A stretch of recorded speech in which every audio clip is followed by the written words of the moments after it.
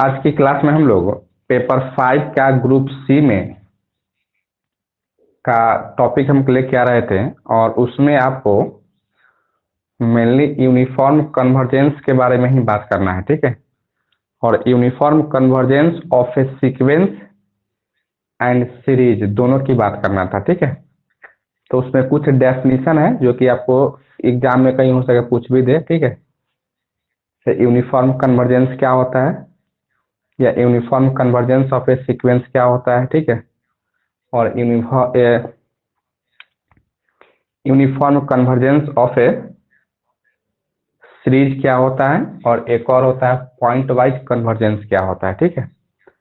तो अभी हम टॉपिक डाले हैं पॉइंट वाइज कन्वर्जेंस डाले हैं, आप लोग इसको लिखिए तो, और इसका एक डेफिनेशन हम लिखते हैं। और मेरा कुछ तबीयत खराब है जिसके कारण से जो है ना शायद लाउडली हम नहीं बोल पाएंगे, ठीक है।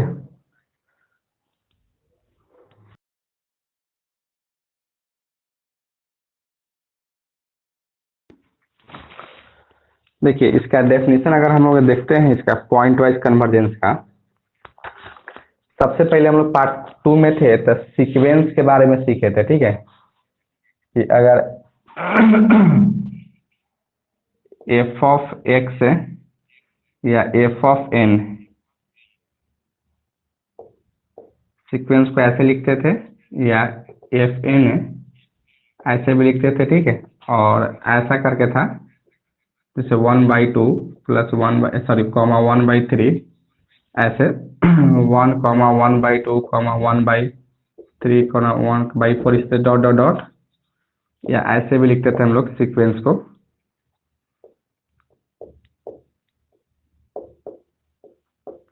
इसी को 1/n लिखा करते थे, ठीक है। तो सीक्वेंस वही वाला सीक्वेंस है जो पहले हम लोग पढ़ते थे, ठीक है। और सीरीज में क्या होता है, बस समेशन लगा लेते हैं, ठीक है, समय प्लस प्लस कर लेते हैं। तो इसका एक लाइन डेफिनेशन लिखिएगा। Let f n x be a sequence of real valued function defined in the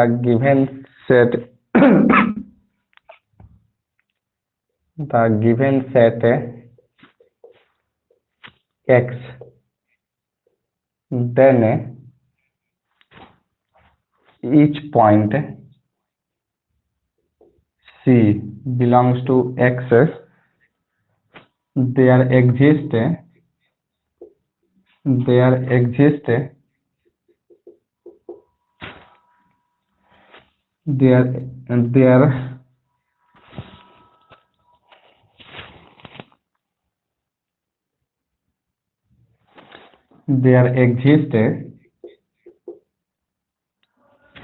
yeah their correspondence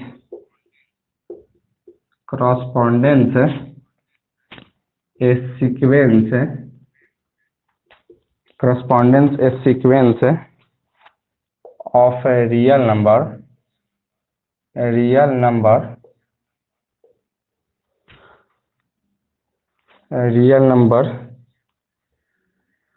f1c, f2c, f3c, dot dot dot fnc, that is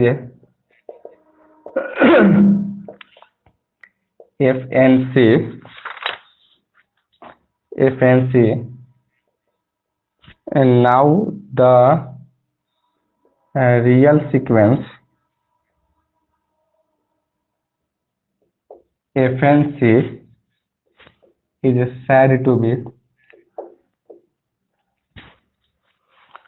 convergent या converge to fc if every epsilon greater than 0, there exists a positive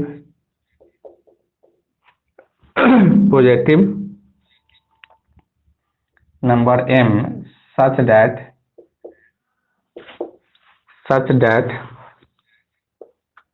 fn c minus का fc less than epsilon for all n greater than equal to m, that is a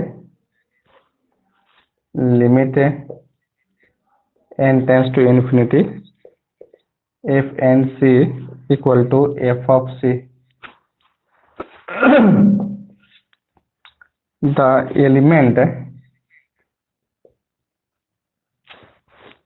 c1 c2 c3 cn of x, then we can say that the sequence fnc is a pointwise convergence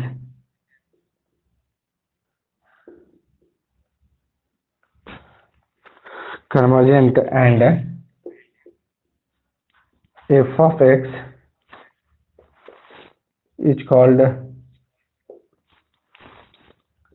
pointwise limit or simply limit. Therefore, limit x tends to n tends to infinity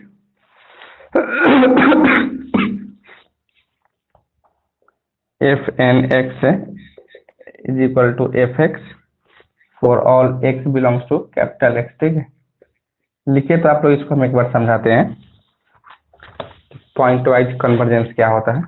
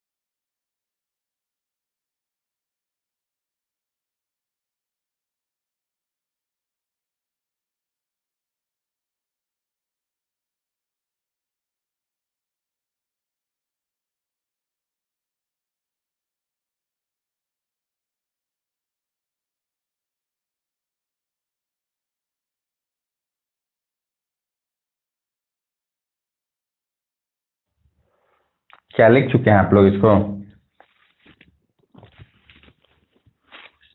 क्या आप लोग इसको लिख चुके हो?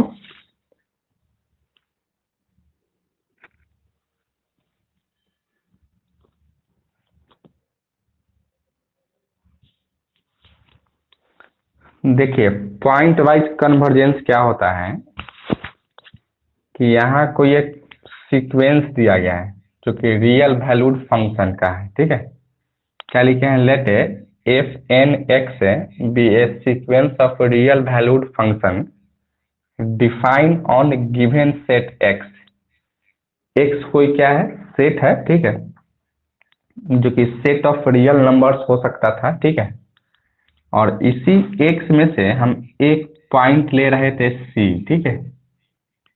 Any point है c, ठीक है। Then each point c belongs to x है। Then the function of sequence, correspondence का मतलब क्या है? फंक्शन ही, ठीक है। The function of sequence of real numbers f one c plus f sorry comma f two c comma f three c comma dot dot dot f n c. इसी चीज को हम यहाँ से टोटल ना लिख के यहाँ से एफ एन सी हम कर दिए, ठीक है। Now the sequence this f n c is said to be converge to f c, ठीक है। यानी इसी सीक्वेंस को हम लोग कन्वर्ज कहेंगे किस पे? यानी पॉइंट वाइज कन्वर्ज कहेंगे किस पे? तो सी पे, एफ ऑफ सी पे, ठीक है। If every epsilon greater than 0, यानी एप्सिलॉन क्या है? कोई एक पॉजिटिव नंबर है। देन देयर एग्जिस्ट है या then there a positive number m such that कि एफ एन सी माइनस जिस पॉइंट पे एक कन्वर्ट करेगा वह f c less than epsilon होना चाहिए था, जहां for all n greater than equal to m हो, ठीक है। और n क्या है? कोई ना कोई नेचुरल नंबर होगा, ठीक है। अर्थात इसी तरीके से हम लिख सकते थे यहाँ से, that is limit n tends to infinity f n c equal to f of c, limit के डेफिनेशन से, ठीक है। तो इस तरीके से हम लिख सकते थे। अब यहाँ यह जो एलिमेंट हम रखे हैं या कोई नंबर रखे हैं एक्स में से C1 C2 C3 dot dot dot Cn of x, यह सब क्या है? एक्स का ही एलिमेंट है। Then we can say the sequence this is pointwise converge and f x को कहा जाता है पॉइंट वाइज लिमिट, ठीक है। या एफ एक्स को क्या कहा जाता है? Point wise limit. एंड नहीं तो सिंपली हम लिमिट कर सकते हैं, ठीक है। अर्थात इसको ऐसे लिख सकते हैं, therefore limit n tends to infinity f n x is equal to f of x, जहाँ for all x belongs to capital X है, ठीक है, कैपिटल एक्स। यही है आपको पॉइंट वाइज कन्वर्जेंस, ठीक है। तो इसको याद रखिएगा, कहीं हो सकता है डेफिनेशन में अगर आपसे पूछ दे तो इसको डेफिनेशन आप दे दीजिएगा, ठीक है।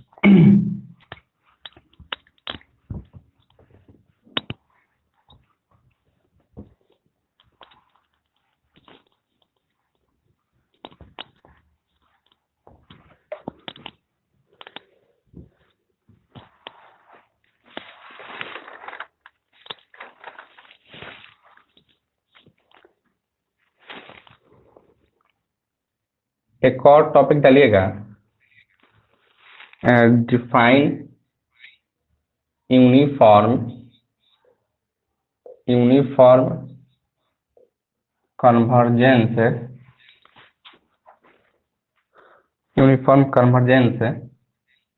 For sequence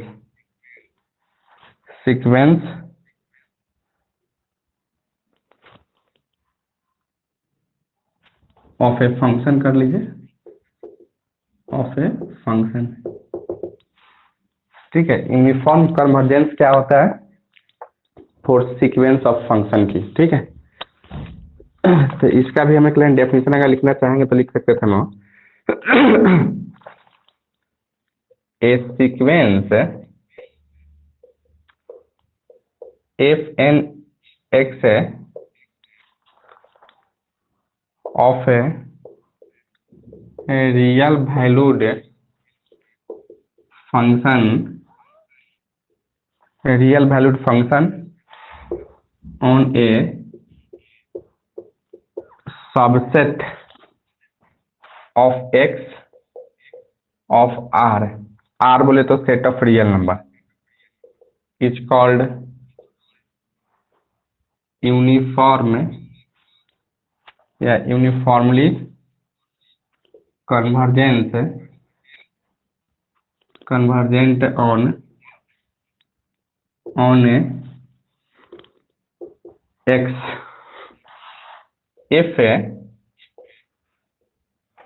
each epsilon greater than 0 there exists a positive number m independent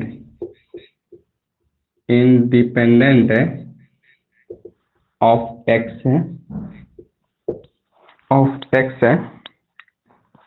such that fn x minus का fx less than epsilon for all x belongs to capital X and n greater than equal to m. That is limit n tends to infinity f n x is equal to fx. The function आप लोग लिखते चलिए, उसके बाद हम समझा देते हैं, ठीक है। The function f of x is called the uniform limit of f n x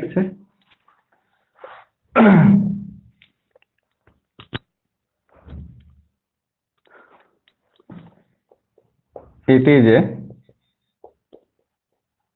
clear that every uniform convergent sequence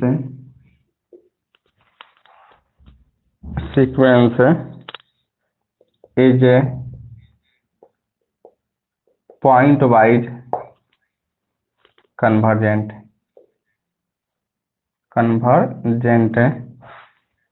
and uniform limit function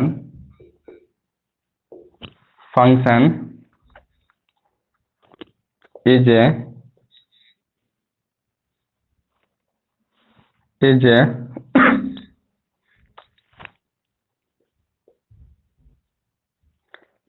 same the point wise limit function. ठीक है, आप लोग लिखिए, तो इसको हम समझाते हैं, तो हम लोग क्या लिखे हैं इसको, ठीक है। पहले आप इसको लिखिए एक बार, उसके बाद फिर से हम समझाते हैं, ठीक है। लिखें आप लोग इसको।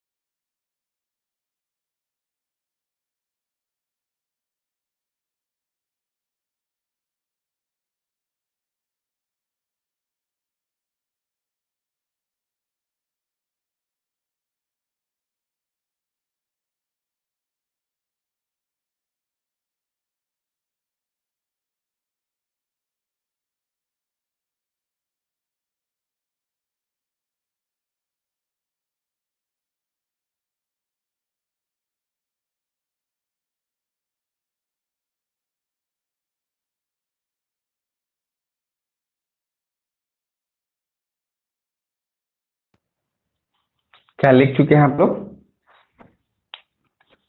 क्या आप लोग लिख चुके हो?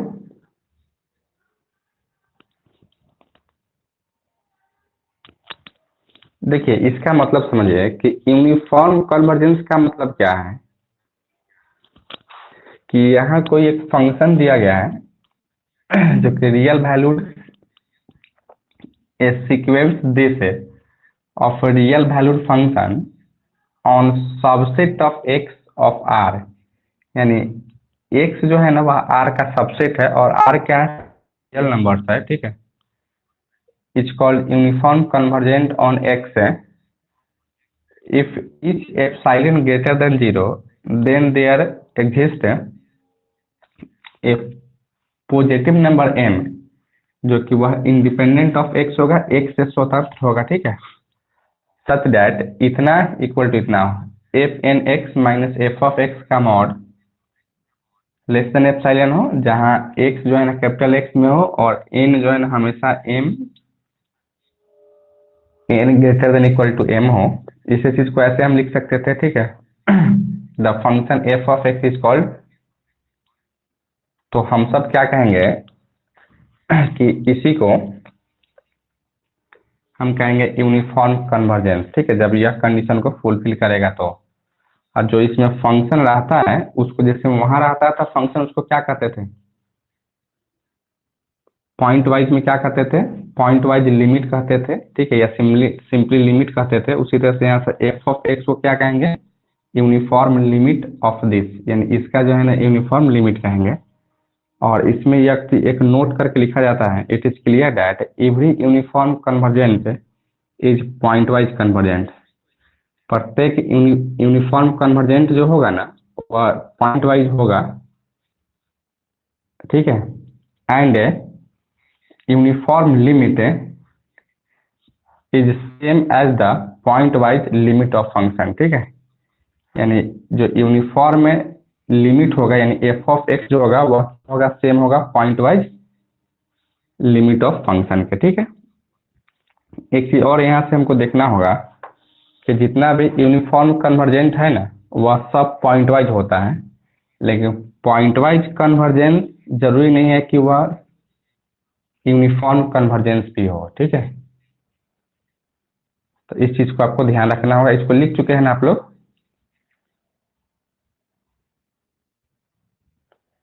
क्या आप लोग इसको लिख चुके हैं?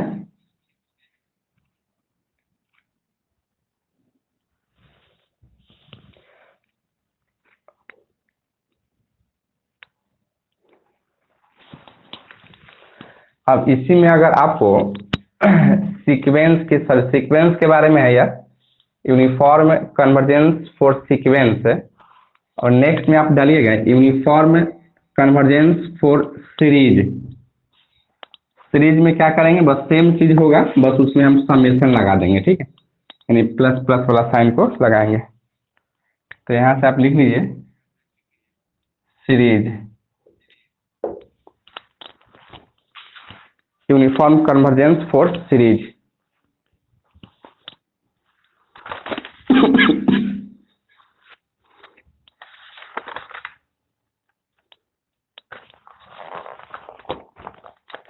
इसका भी एक लाइन डेफिनेशन लिख लीजिएगा, a series of function summation of f n x is said to be convergence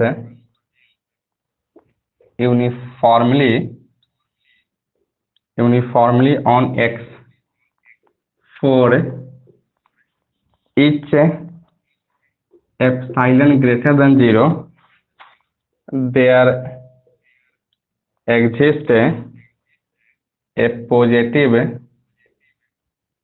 number या positive integer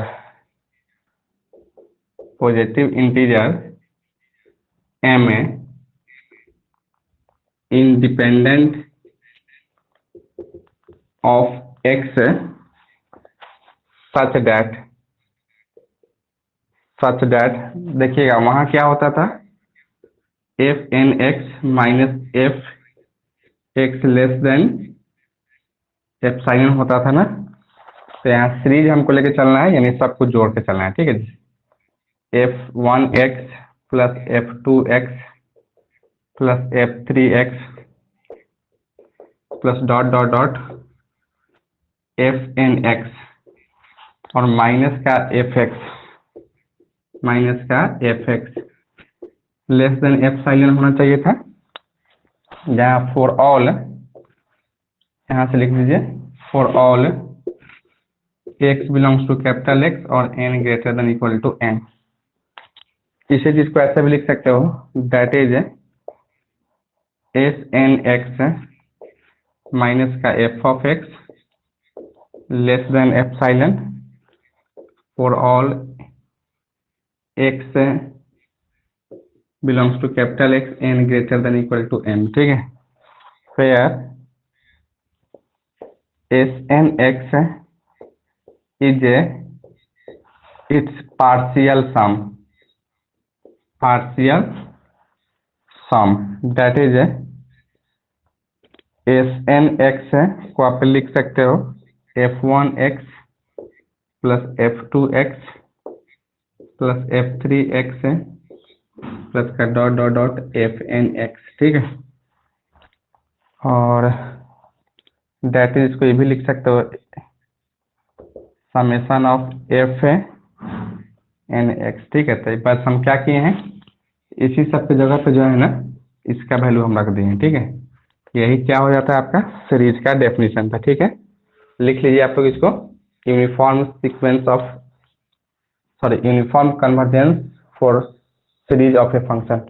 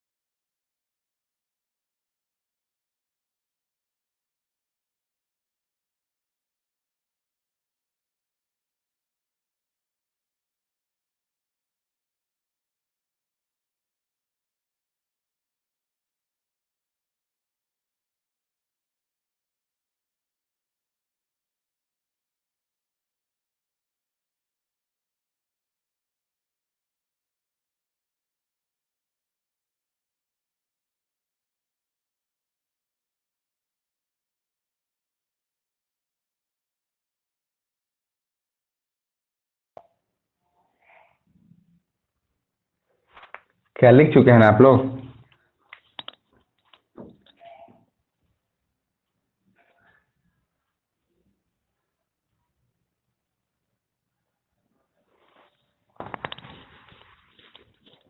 अब आइए हम लोग एक टेस्ट देखते हैं जो कि आपको उसको प्रूफ करने के लिए कहेगा। State and prove Weierstrass M test for uniform convergence के लिए, ठीक है। तो आइए उस टेस्ट का हम लोग स्टेटमेंट लिखते हैं और उसको प्रूफ करते हैं और उस पर कुछ क्वेश्चन का उत्तर भी देखते हैं, ठीक है। टॉपिक डालिएगा आप लोग, state and prove Weierstrass M test for uniform convergence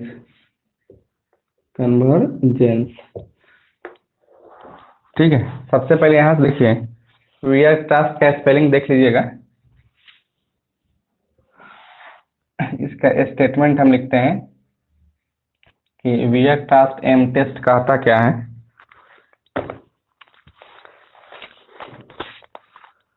कहता है ए series summation of unx of a function will converge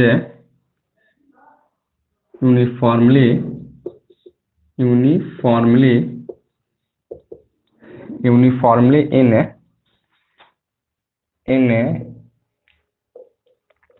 I set of integer, ठीक है।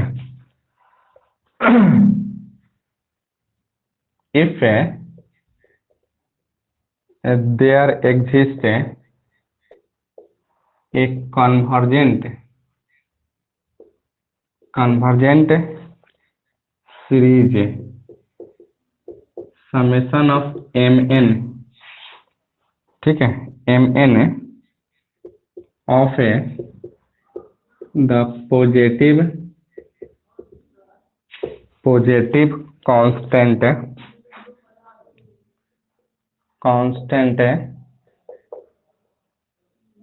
such that mod of unx less than equal to mn for all x belongs to I and for all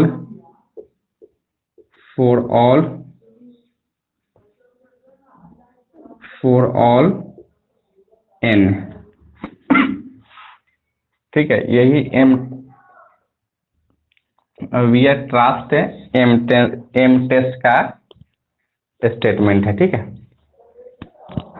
लिखिए तो आप लोग इसको लिखिए, इसको हम समझाते हैं कि इसका स्टेटमेंट क्या कहता है और इसको कैसे हम लोग प्रूफ करेंगे, ठीक है। पहले आप इसको लिखिए तो।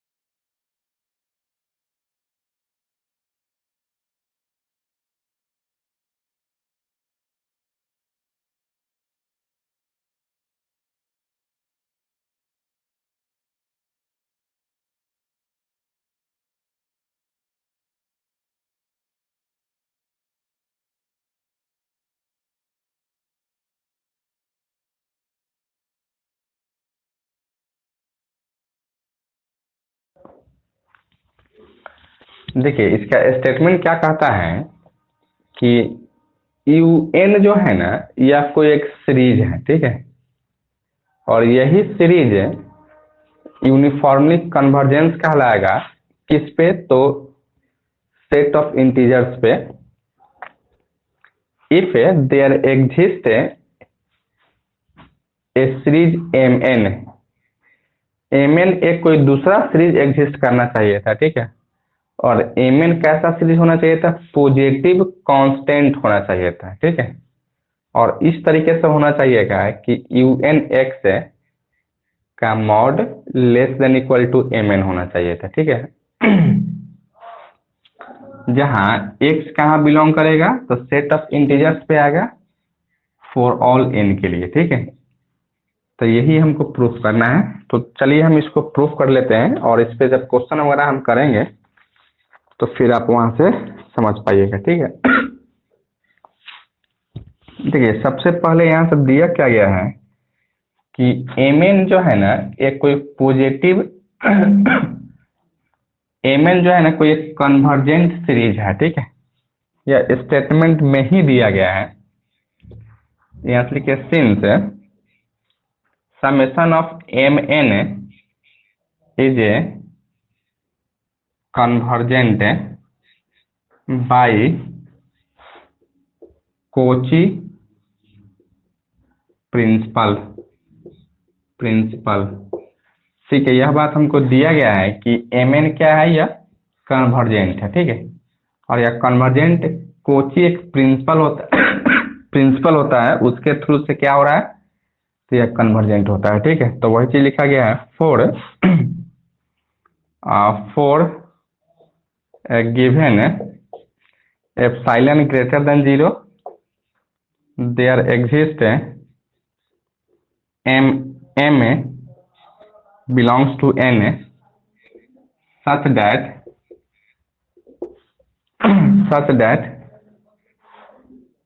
यह N है, such that MN plus 1 plus MN plus 2 MN plus 3 plus dot dot dot MN plus P क्या है, लेस देन एप्सिलॉन होना चाहिए था, लेस देन एप्सिलॉन होता है, ठीक है।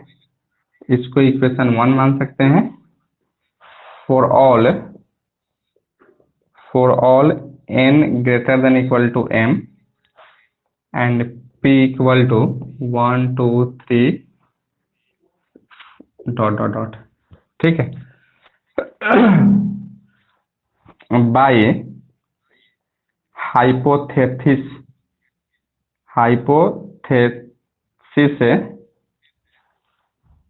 Summation of UNX less than MN होना चाहिए था, या ये भी दिया गया था यहाँ से, ठीक है, फॉर ऑल n बिलोंग करेगा कैपिटल N में नेचुरल नंबर में, ठीक है। इसको आप equation for all n belongs to N and x belongs to integer, ठीक है, इसको इक्वेशन 2 मान लीजिए, ठीक है। फ्रॉम इक्वेशन 1 एंड 2 से we conclude that summation of UN plus 1 x plus summation of UN plus 2 x plus dot dot dot summation of UN plus p x का mod हमेशा लेस देन इक्वल टू, इसको अलग अलग करेंगे तो UN plus 1x plus UN plus 2x plus dot dot dot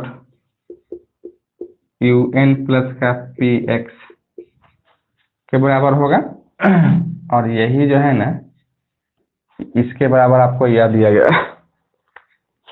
यानी यहाँ से M n+1 plus mn+2 plus dot dot dot mn+p, और यह क्या होगा, लेस देन सबका सम आपको एप्सिलॉन से छोटा होगा for all n greater than equal to m and x belongs to I। ठीक है, यहाँ तक लिखिए तो आप लोग पहले यहाँ तक लिखिए, उसके बाद इसको समझाते हैं, उसके बाद फिर हम आगे बढ़ते हैं। ठीक है, यहाँ तक लिखिए आप लोग।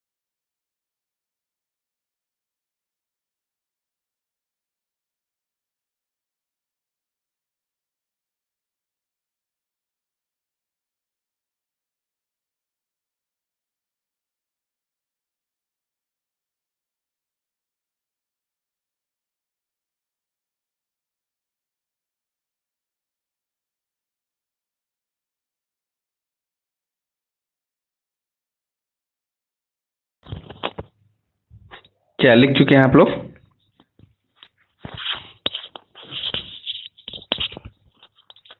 सभी स्टूडेंट्स कमेंट करके बताइए।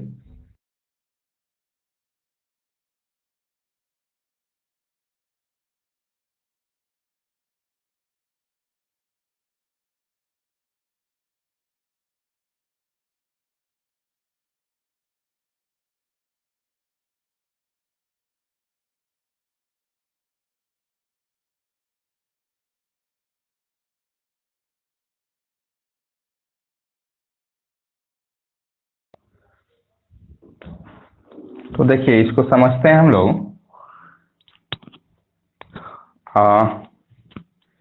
एक बार आप लोग कमेंट करके बताइए तो, क्या आप इस चीज को समझ पा रहे थे या नहीं समझ पा रहे थे? एक बार आप लोग कमेंट करके बताइए तो।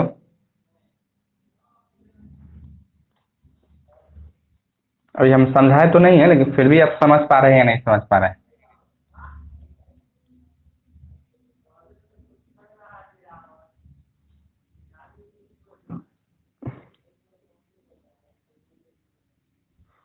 देखिए यहाँ पे यह एम जो है ना, आपको यहाँ दिया ही गया है, जो कि यह कन्वर्जेंट है, ठीक है। और कैसे कन्वर्जेंट होता है, तो वह कॉची प्रिंसिपल के थ्रू से होता था, ठीक है। फॉर एप्सिलॉन ग्रेटर देन 0 और there exist M belongs to N such that, इस तरीके से, ठीक है। यानी यहाँ देखिए, एम एन आपको दिया गया था, तो एन के जगह पे हम लोग अब एम एन नहीं, M N plus 1, M N plus 2 उससे आगे बढ़ाएंगे, ठीक है। तो M N plus 1, M N plus 2, M N plus 3 plus dot dot dot plus M N plus P less than epsilon होता है, ठीक है। अगर यह कन्वर्जेंट अगर होगा तो यह सब चीज जो कंडीशन फुलफिल होता है, ठीक है।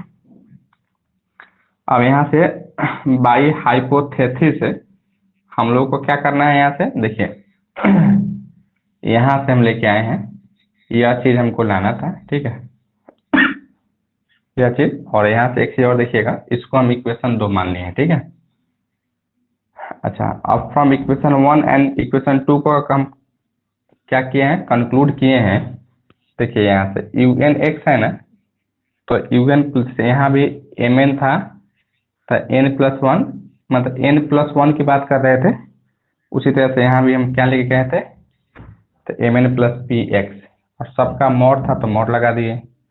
हम लोग जानते हैं कि mod of x plus y less than equal to mod of x plus mod of y लिखते थे, ठीक है। उसी तरह से इस सबको मॉड को ब्रेक किए, तो इस तरीके से हम लिख दिए हैं, ठीक है। अब यहाँ से हम देख रहे थे क्या, यू एन एक्स का मॉड क्या था, एम एन से छोटा था, तो यही बस यहाँ किया कि यहाँ प्लस अगर 1 कीजिएगा तो यहाँ भी प्लस 1, प्लस 2 कीजिए तो यहाँ भी प्लस 2 कीजिए, तो वही इस सब का वैल्यू हम यहाँ से रख दिए, ठीक है। इसके जगह पर यह, इसके जगह पर यह, इसके जगह पर यह कर दिए। और यह सब क्या है, तो यहाँ से देखिए इक्वेशन 1 से छोटा है एप्सिलॉन से, तो एप्सिलॉन से छोटा कर दिए। और कन्वर्जेंस का तो डेफिनेशन देखते हैं हम लोग कि कन्वर्जेंस का डेफिनेशन यही होता था ना कि कि वह लेस देन क्या होता था, less than equal to epsilon के बराबर होता था। जैसे अगर इतना के बराबर आ गया, इसका मतलब हम कहेंगे क्या है, यहाँ से हेंस नीचे से लिखेंगे हम लोग, hence summation of u n x convergence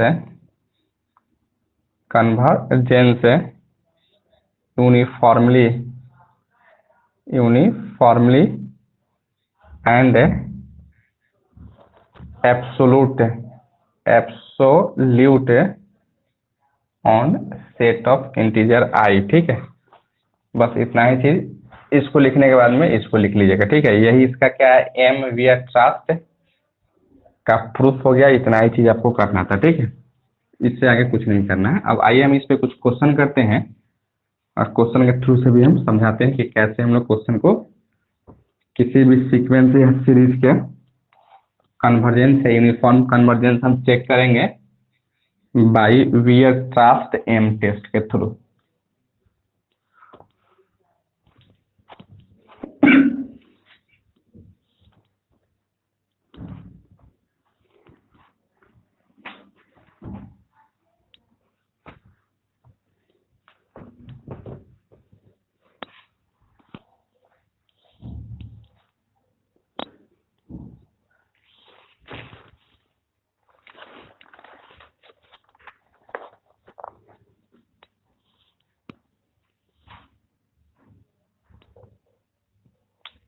applying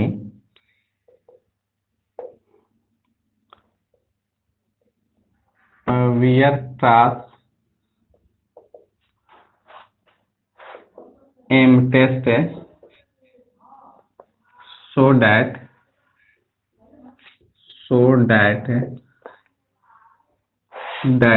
the following series is uniformly convergent या फॉलोइंग सीरीज क्वेश्चन नंबर 1 में summation of 1/1 plus n square x is uniformly convergence on 1 से लेकर इन्फिनिटी 1 क्लोज इंटरवल में है, ठीक है। अच्छा, इसके बाद में 2 नंबर में आइएगा summation of 1/n³ plus n⁴ x square ये भी आपको यूनिफॉर्म कन्वर्जेंस है for all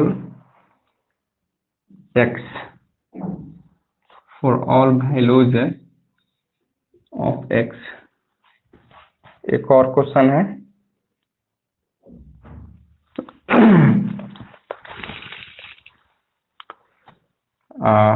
summation of 1/n⁴p plus n⁴p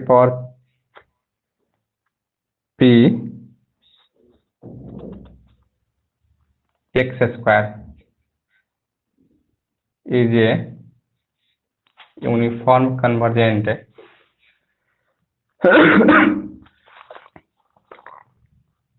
if p greater than 1। ठीक है, यही एक 3 क्वेश्चन है, 3 को लिखिए। तो इसको एम वीयरस्ट्रास टेस्ट से हमको क्या करना है, प्रूफ करना है कि यह क्या होना चाहिए था। For all values of x and p greater than 1। ठीक है, लिखिए तो इसको।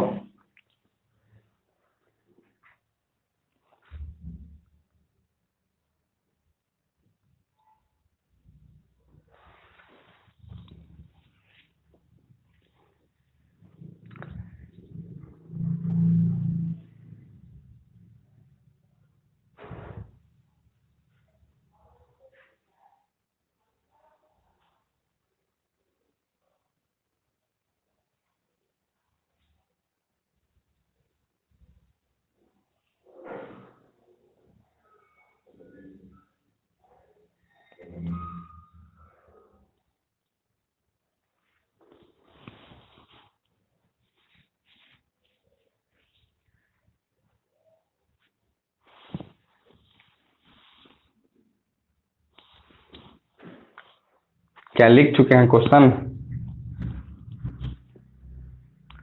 अब आप लोग समझ गए थे ना, जो वीयरस्ट्रास एम टेस्ट का प्रूफ जो है। पढ़िए ना क्वेश्चन ऊपर वाला। क्या पढ़े? क्वेश्चन सर, क्वेश्चन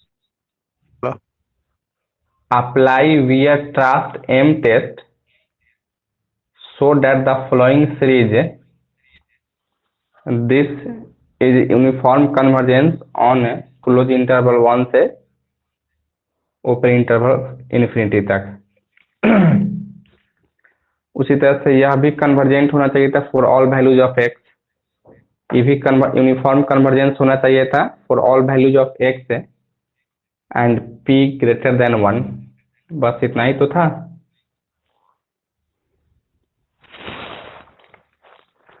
क्वेश्चन को सॉल्व करें हम लोग।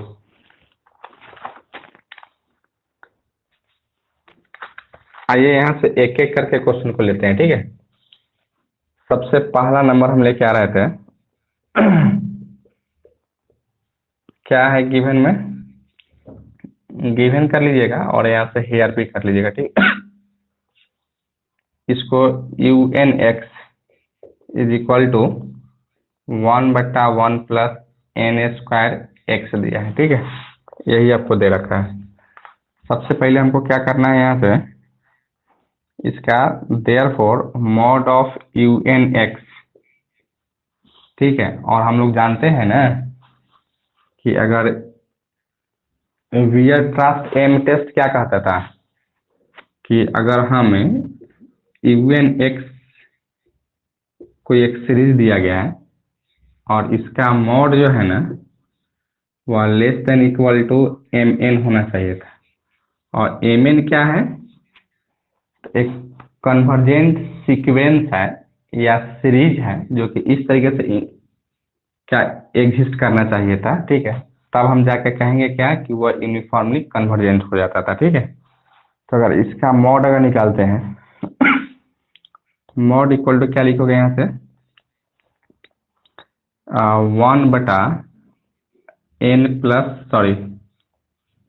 1/n+x, ठीक है। बस इसका वैल्यू यहाँ से रख दिए हैं।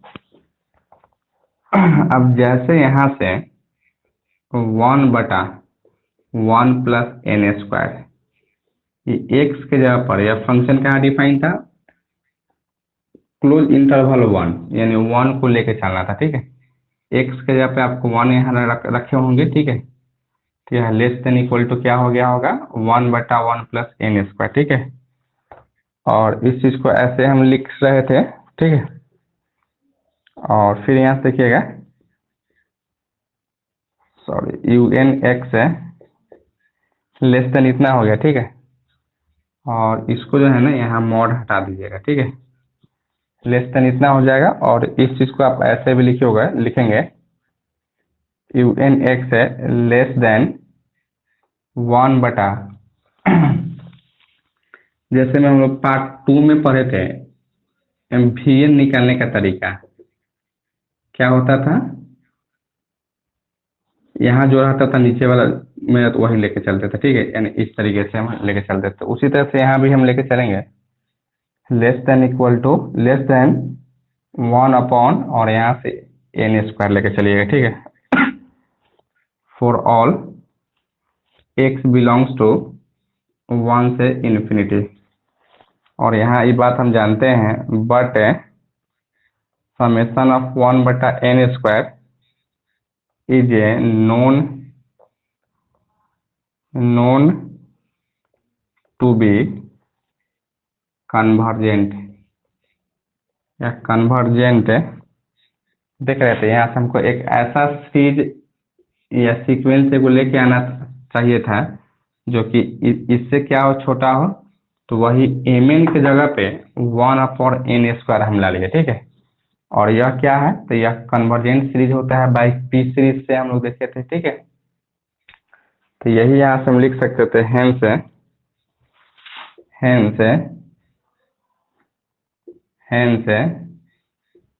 बाई वीयरस्ट्रास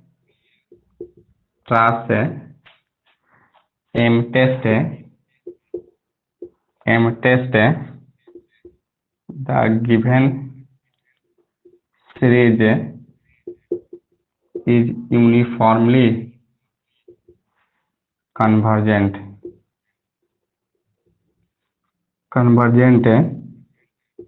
ऑन 1 से लेकर इन्फिनिटी, ठीक है। इसी तरह से क्वेश्चन को आप बनाइएगा, ठीक है। लिख लीजिए इसको।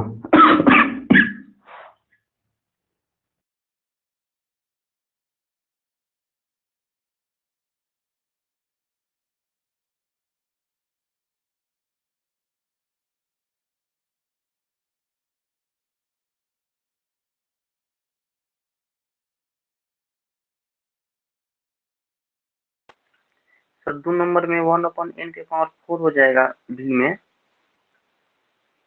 जो mn सीरीज लेना है।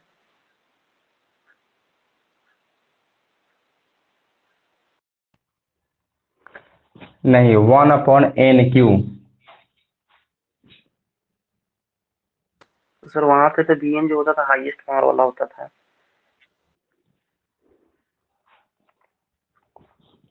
हाँ, वहाँ हाईएस्ट पावर वाला होता था, ठीक है, लेकिन बुक में आपको एन क्यू ही दिया गया। हालांकि आप एन के पावर 4 भी लेके चलिएगा तो क्या होगा, वो भी तो कन्वर्जेंट ही होगा ना। और एन क्यू भी लेके चलेंगे तो भी तो कन्वर्जेंट ही होगा क्या। जी, क्योंकि वो भी तो एक से बड़ा है। हाँ, लेकिन बुक में एन क्यू ही दिया गया था तो हम एन क्यू ही लेके चलेंगे, ठीक है। यह सब आपके बुक का ही क्वेश्चन है, ठीक है। अब क्वेश्चन बैंक का हम सॉल्यूशन नहीं लेके, या क्वेश्चन बैंक का जो क्वेश्चन है उसको नहीं लेके आ रहे थे भैया।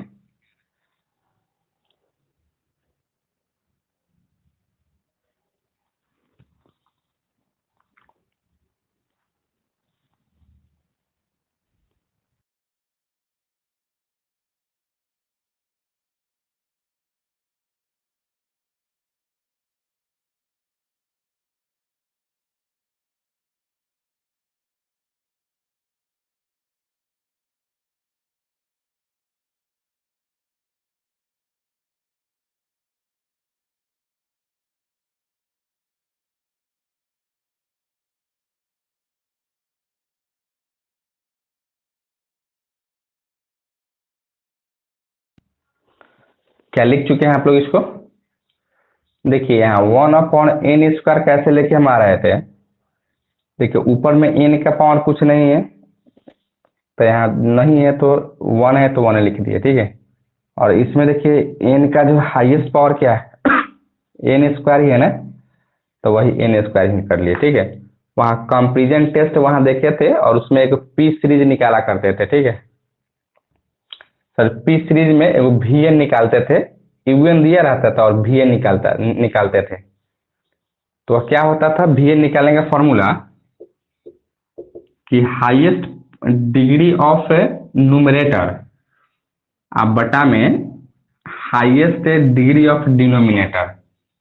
तो इसका तो हाईएस्ट डिग्री कुछ है ही नहीं, लेकिन नीचे वाला का क्या है n² है, तो वही लिखे हैं 1/n², ठीक है। क्या रोहित कुमार आप अभी भी नहीं समझे?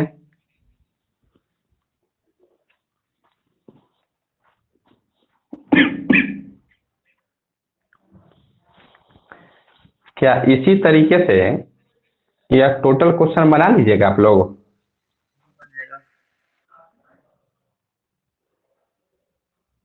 क्या इसी तरीके से टोटल क्वेश्चन आप बना लीजिएगा?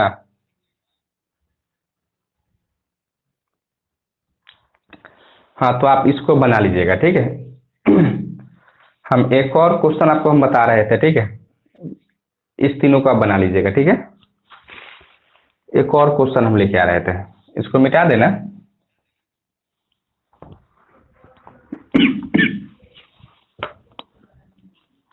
जिससे भी नहीं बनेगा वह बोलेगा, उसका हम ग्रुप में जो है इसका सॉल्यूशन हम डाल देंगे, आप देख लीजिएगा वहां से, ठीक है। जिनसे भी अगर नहीं बनेगा ये बोल देंगे।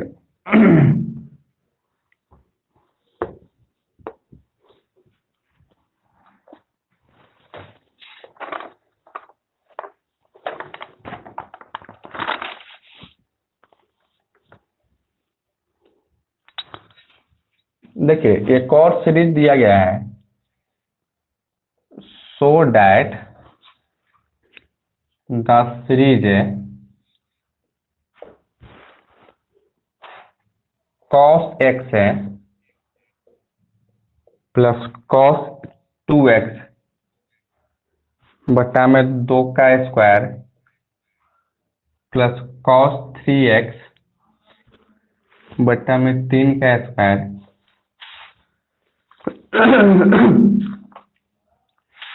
Plus dot dot dot cos nx है बटा में n²,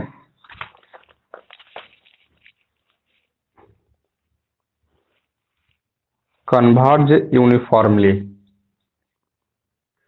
और यहाँ से प्लस डॉट डॉट डॉट भी दिया गया है, ठीक है।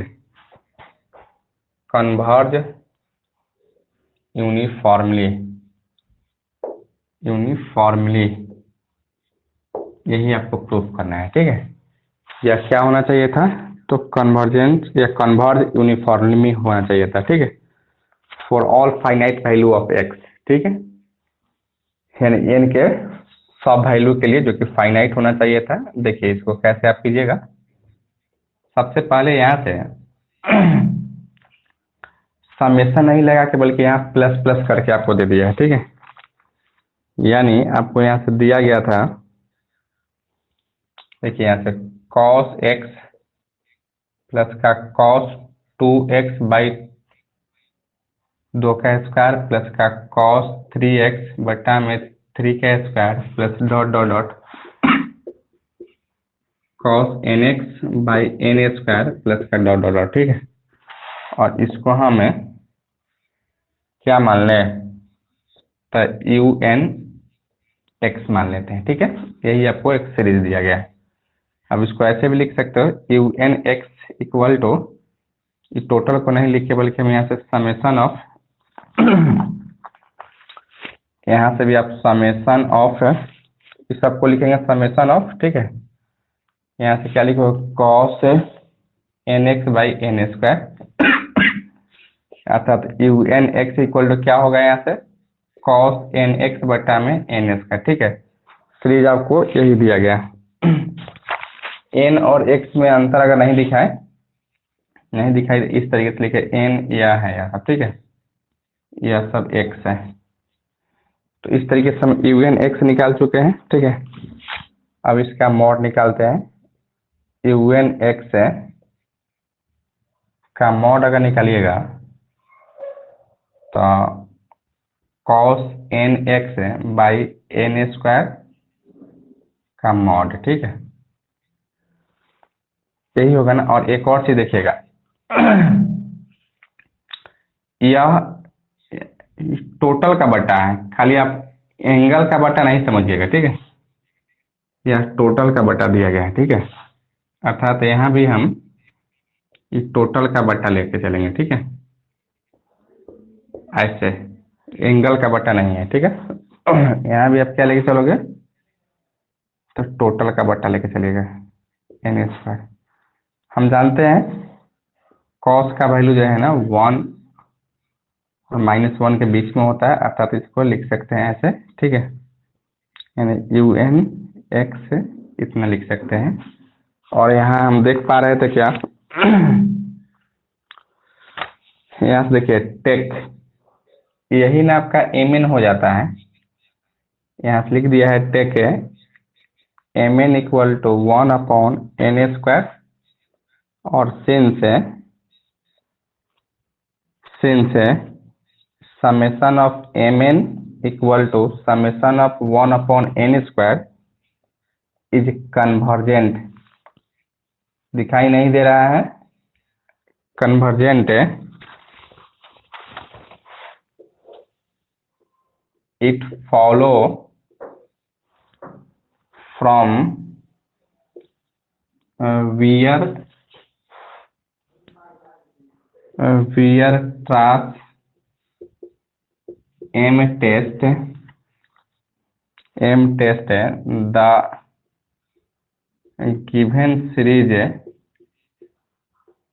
Given series summation of n equal to 1 से लेकर इन्फिनिटी cos n x बटा में n square is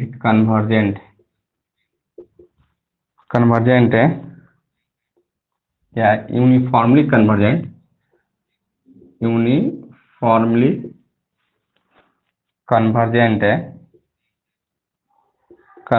in any finite value of x, ठीक है।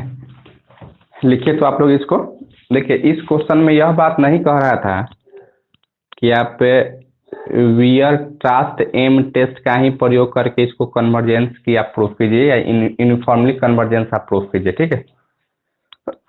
लेकिन अभी हम इसी टेस्ट को कर रहे थे, तो उसी टेस्ट के थ्रू या उसी टेस्ट के अकॉर्डिंग हम इस चीज को प्रूफ करना चाह रहे थे, ठीक है। और कर भी दिए, ठीक है। पहले आप इसको लिख लीजिए, एक बार और हम इसको समझा देते हैं, ठीक है। लिखिए आप लोग इसको पहले।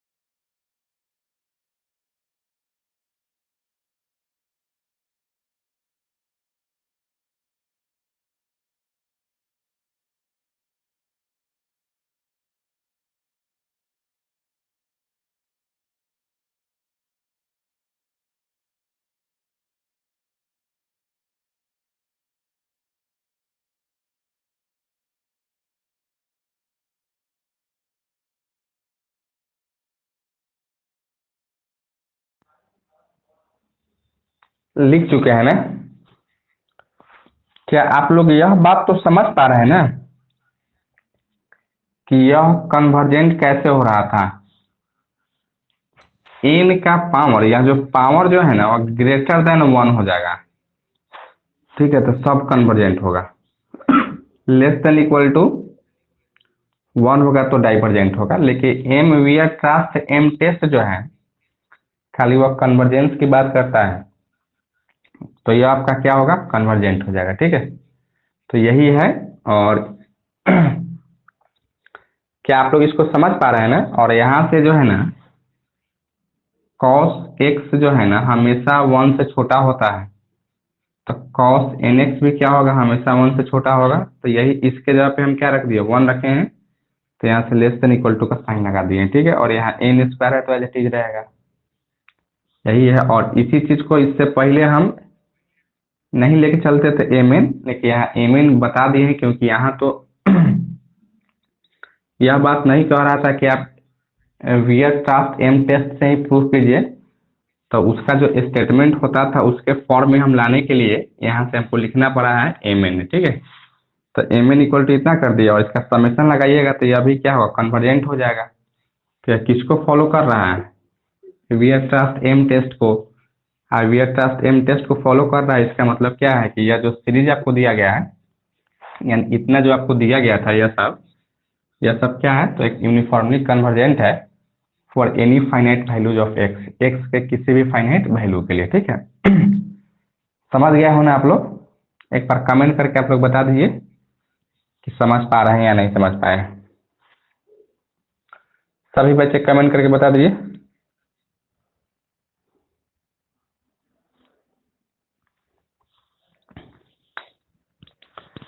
तो आज के क्लास में हम इतना ही रखते हैं, ठीक है?